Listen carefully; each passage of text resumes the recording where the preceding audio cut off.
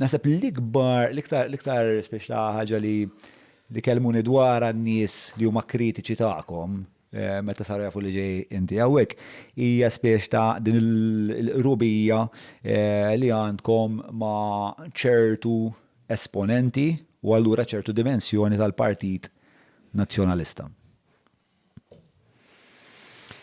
Mela, ħanibdew minn hawnhekk. Jiena u aħna sħabi nitkellmu jew nippruvaw nitkellmu ma' kull formazzjoni politika li teżisti f'Malta. Jiena nipprova nitkellem mal-gvern.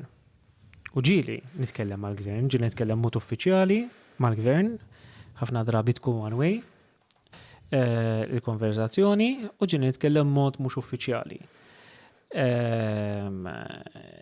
Bħalma nitkellem mal-gvern, jiena nipprova nitkellem mal-oppożizzjoni. Se meta ngħid l-oppożizzjoni mhix qed nirreferi biss għall-Partit Nazzjonalista, jiena qed nirreferi wkoll għall-ADPD. U qed nirreferi wkoll għall-Ornat Kassola. Naħseb ikolli ngħid ma nafx ma' min tkellimt l-iktar, mhux neċessarjament li huwa l-Partit Nazzjonalista. Jiena ma' dawn nipprova nitkellem qabel xejn biex nagħmel lobbying. Ftit tal-jiem ilu nhar it-tnejn mort il-Ministru tal-Ġustizzja biex fisem Repubblika nagħti il-feedback tagħna fuq il-proposti tal-Gvern għar-riforma fil-qasam tal-kompilazzjoni u tar-rinviji. Tlab tal-Ministru ma kienx hemmhekk u ħallejtlu il-feedback bil-miktub.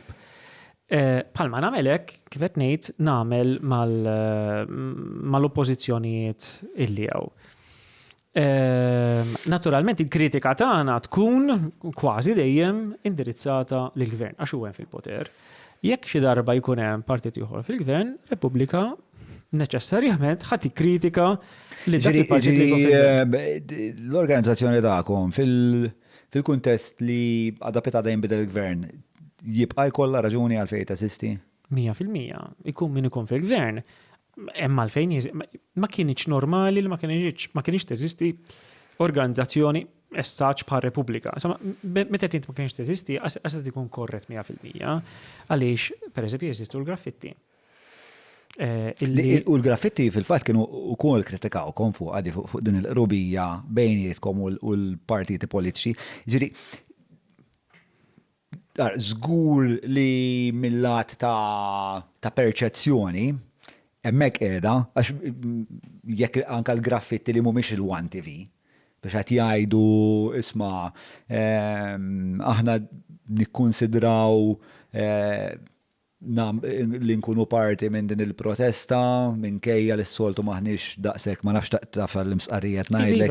Jiena fuq dak il-punt ma naqbilx magħhom. Sewwa. Naħseb li hemm ħafna misconceptions. U rrid ngħid illi mhux ma kollha dana bħal kull organizzazzjoni oħra ma naħsbux kollha bl-istess mod. Jiena nħossni close ħafna ta' uħud mill-membri ta' graffiti. U mal-oħrajn mhux minix close, ma ħut iktar close ma' oħrajn u nitkellmu biħbeberija kbira. Però intom spex ta' kif qed tgħid, intom ħloqtu dil-organizzazzjoni li jisu xogħla huwa li tassess fuq il-klassi politika biex issir din it-tisfija fil-governanza. Issa, jiena nemmen li intom bħala attivisti f'dan il-qasam u bħala assisa il-watchdogs li qed toħolqu dawn il-checks and balances, tridu kemm jista' jkun tkunu diviżi minn nies fil-politika, sewa. Ovvjament fil-operat legali tagħkom, pereżempju għandkom il-Jason li huwa ovvjament illum mhuwiex esponent tal-Partit Nazzjonalista ma da għandna minn 98 kien ilu fil-Parlament ma' nazzjonalisti. X'taħseb fuq din id-diviżjoni? Taħseb li għandha ssir? Taħseb li tejn iktar biex il-perċezzjoni tkun li intom tassu lill-politiċi kollha l-istess?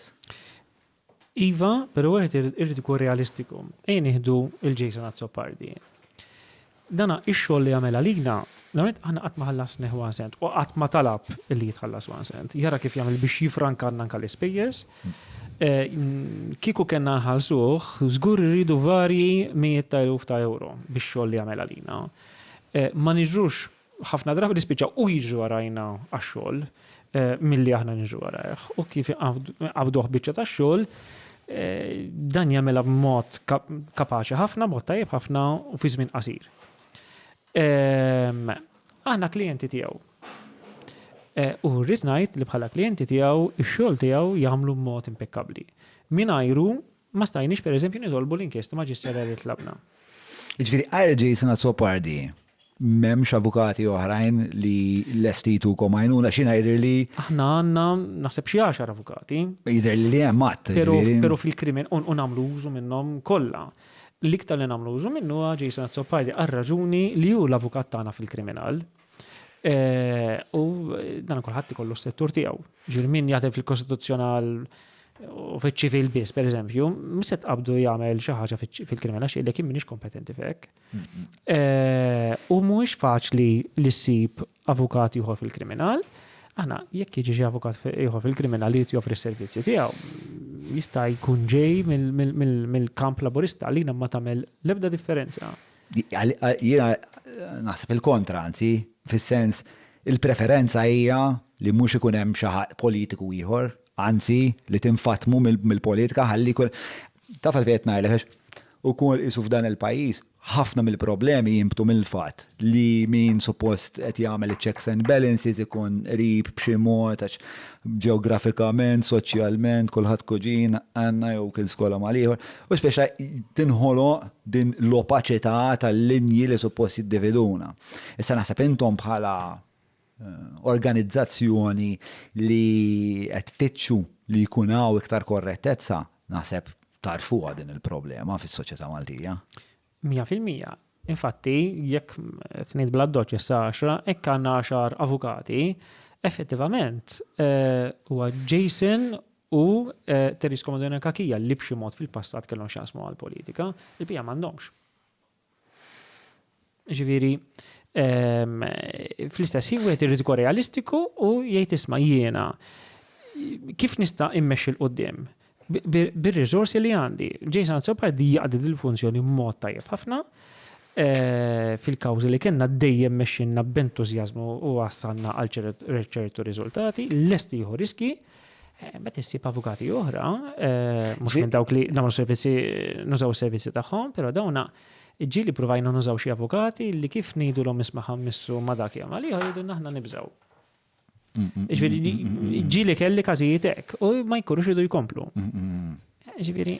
Għax imbagħad li jiġri wkoll speċa il-mod li tiġu skreditati f'ċertu oqsma huwa li jinxteħed dan id-dubju fuq il-motivazzjonijiet tagħkom. Issa biex inkun interament sinċir miegħek, jiena nafda l-motivazzjoni tiegħek huma ġifieri ġusti. Però nafda wkoll li il-motivazzjoni ta' attivist u ta' politiku mhumiex l-istess.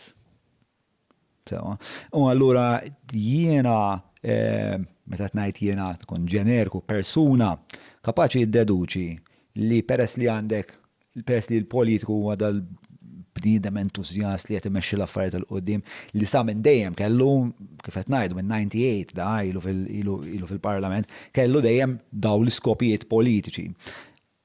Li jiddeduċi dak li jkun qed josserva u jkun irid ikun kritiku jgħid ma dak qed jagħmilha mhux għax irid li Malta timxi l qudiem, qed jagħmilha biex ikisser il-Partit Laburista, u mbagħad skont kemm jara għan jgħidlek li ġobbhom fuq għall-buskot ġewwa għall-kubta, eċetera, eċetera. Sewa. U mbagħad tiskatta il-massima ta' ma minn rajtek xebbaħtek. U jkun hemm dal-overlap ta' intenzjonijiet jew motivazzjonijiet li intom tirtu. Iva, jiena din nirrikonoxxiha. Ġifieri konxu tagħha, però fil-ġudizzju tiegħi u ta' sħabi din l-aħjar triq quddiem.